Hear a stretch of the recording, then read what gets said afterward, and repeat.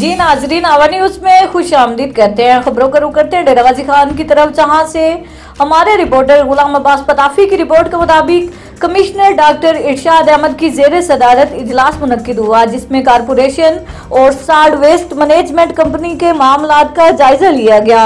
Deputy commissioner captain retired Mohammad Ali जाज corporation और waste management company के सीईओ और दीगर ऑफिसरान ने शिरकत की। कमिश्नर डॉक्टर इरशाद अहमद ने इजलास में कारपोरेशन और सॉलिड वेस्ट मैनेजमेंट कंपनी के दरमियान सामा मुआहदा पर ब्रीफिंग ली। कमिश्नर डॉक्टर इरशाद अहमद ने कहा कि दोनों महकमे म्यूनिसिपल सर्विसेज की बेहतरी के लिए काम करें। सफाई और सीवरेज मसाइल के हल में अदम दिलचस्पी बर्दाश्त नहीं होगी। महकमे अपने मामलात ऐसा तरीके से चलाएं। अवाम की मुश्किलात हल करना दोनों शोबों की जिम्मेदारी है। सफाई और सीवरेज के मामलात बेहतर किए जाएं। इजलास में बताया गया कि सामा मुआहदा के तहत कारपोरेशन ने सफाई अमला वेस्ट मैनेजमेंट कंपनी के हवाले किया।